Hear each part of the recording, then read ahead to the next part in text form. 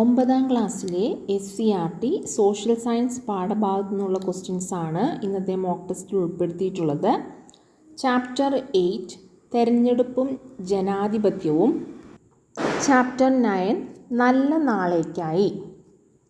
ഈ പാഠഭാഗത്തു നിന്നുള്ള ക്വസ്റ്റ്യൻസാണ് ഇന്നത്തെ മോക്ക് ടെസ്റ്റിൽ ഉൾപ്പെടുത്തിയിട്ടുള്ളത്. ക്വസ്റ്റ്യൻസിലേക്ക് കിടക്കാം. ഫസ്റ്റ് ക്വസ്റ്റ്യൻ: സ്വതന്ത്ര ഇന്ത്യയിലെ ആദ്യ തെരഞ്ഞെടുപ്പ് നടന്ന വർഷം 1952. സ്വതന്ത്ര ഇന്ത്യയിലെ ആദ്യ വോട്ടർ ശ്യാം സരൺ നേഗി. നേഗി ആദ്യ വോട്ട് രേഖപ്പെടുത്തിയ വർഷം 1951 ഒക്ടോബർ 25.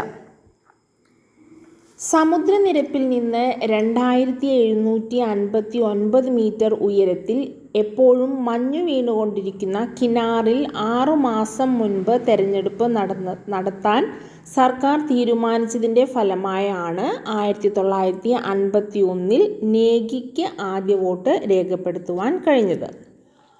2014 ലോക്സഭാ തെരഞ്ഞെടുപ്പിലെ പ്രചാരണ അംബാസഡർ ആരായിരുന്നു? ശ്യാം സരൺ നേഗി. ഇന്ത്യയിൽ പ്രത്യക്ഷ തെരഞ്ഞെടുപ്പ് രീതി പിന്തുടരുന്ന ലോക്സഭ, സംസ്ഥാന നിയമസഭകൾ, പഞ്ചായത്ത്, നഗരഭരണ സ്ഥാപനങ്ങൾ എന്നിവിടങ്ങളിലേക്കുള്ള തെരഞ്ഞെടുപ്പുകളിൽ സ്വീകരിച്ചിരിക്കുന്ന സമ്പ്രദായമാണ് കേവല ഭൂരിപക്ഷ സമ്പ്രദായം. ഇന്ത്യയിൽ ഏതൊക്കെ തെരഞ്ഞെടുപ്പുകളിലാണ് പരോക്ഷ തെരഞ്ഞെടുപ്പ് രീതി പിന്തുടരുന്നത്? രാഷ്ട്രപതി, ഉപരാഷ്ട്രപതി, രാജ്യസഭാ തെരഞ്ഞെടുപ്പുകളിൽ. ഈ തെരഞ്ഞെടുപ്പുകളിൽ സ്വീകരിച്ചിരിക്കുന്ന വ്യവസ്ഥ ഏതാണ്? ആനുപാതിക പ്രാതിനിധ്യ വ്യവസ്ഥ. ലോക്സഭാ തെരഞ്ഞെടുപ്പിനായി നമ്മുടെ രാജ്യത്തെ ജനസംഖ്യാ അനുപാതത്തിൽ എത്ര നിയോജക മണ്ഡലങ്ങളാക്കി തിരിച്ചിരിക്കുന്നു? 543. കേരളത്തിലെ ലോക്സഭാ മണ്ഡലങ്ങളുടെ എണ്ണം 20. കേരളത്തിലെ നിയമസഭാ മണ്ഡലങ്ങളുടെ എണ്ണം 140.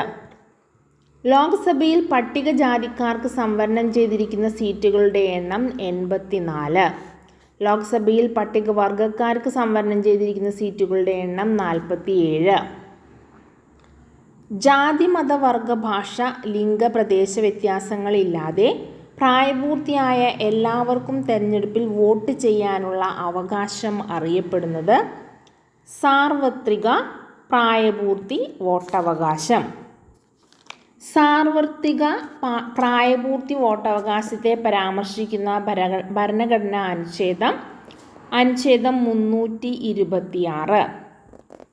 1989 വരെ വോട്ടവകാശത്തിനുള്ള പ്രായം എത്രയായിരുന്നു? 21 വയസ്സ്.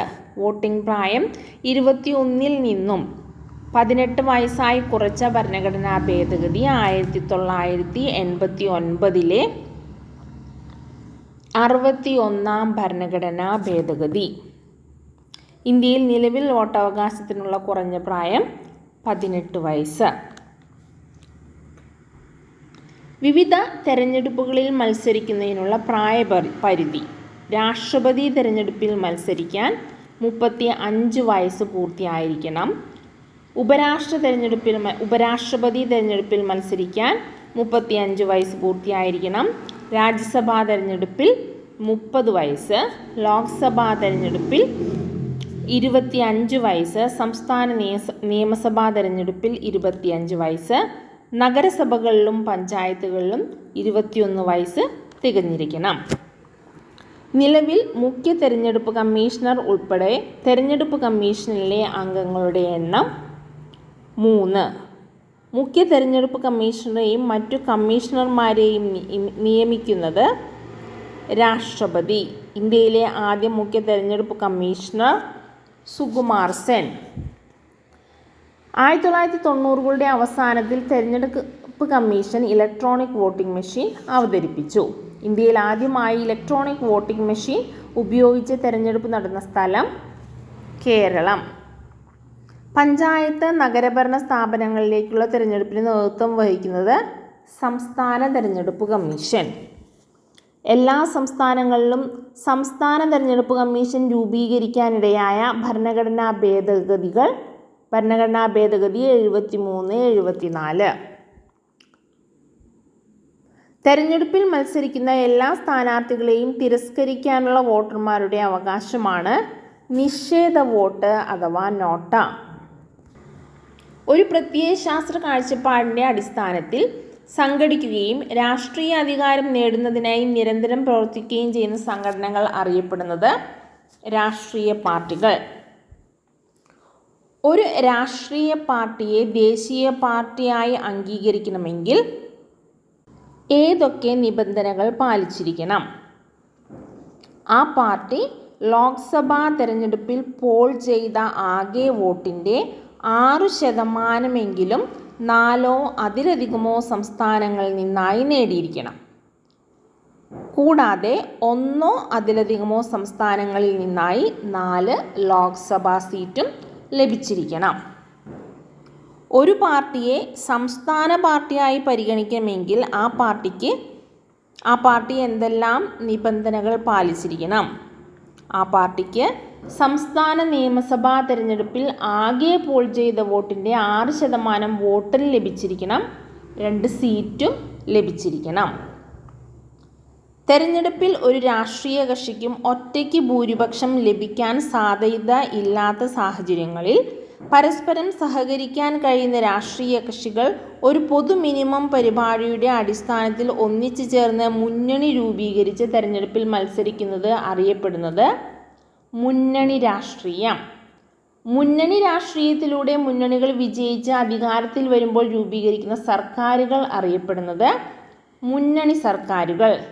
കേരളത്തിൽ ആദ്യമായി മുന്നണി സർക്കാർ അധികാരത്തിൽ വന്ന വർഷം 1960. തെരഞ്ഞെടുപ്പ് ഫലപ്രഖ്യാപനത്തിനു മുമ്പ് രാഷ്ട്രീയ പാർട്ടികളുടെയും മുന്നണികളുടെയും വിജയസാധ്യത പരിശോധിച്ച് പ്രവചിക്കുന്ന ശാസ്ത്രശാഖ അറിയപ്പെടുന്നത് സെഫോളജി, തെരഞ്ഞെടുപ്പ് പ്രവചന ശാസ്ത്രം. ലോക വൃദ്ധ ദിനം ഒക്ടോബർ 1. കൗമാരക്കാരുടെ കുറ്റകൃത്യങ്ങൾ കൈകാര്യം ചെയ്യാൻ സ്ഥാപിക്കപ്പെട്ട സംവിധാനം ജുവനൈൽ കോടതി. കുട്ടികൾ അനുഭവിക്കുന്ന പ്രശ്നങ്ങളും പ്രയാസങ്ങളും കണ്ടെത്തി അവരെ സഹായിക്കാനും സംരക്ഷിക്കാനുമായി ഇന്ത്യ ഗവൺമെൻറ്റിൻ്റെ ministry of woman and child ഡെവലപ്മെൻറ്റിൻ്റെ കീഴിൽ പ്രവർത്തിക്കുന്ന agency child line. Child line സ്ഥാപിച്ച വ്യക്തി Jeroo Billimoria. Tata institute of social സയൻസിലെ പ്രൊഫസറായിരുന്ന ജീറോ ബില്ലിമോറി. ചൈൽഡ് ലൈൻ സ്ഥാപിക്കപ്പെട്ട വർഷം 1996, Bombay. Child line toll free number 1008.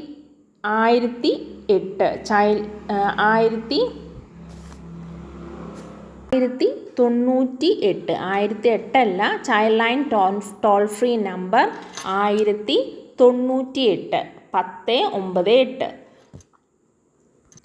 Mobile കുറ്റകൃത്യങ്ങൾ കൈകാര്യം ചെയ്യുന്ന പ്രത്യേക സംവിധാനം സൈബർ സെൽ.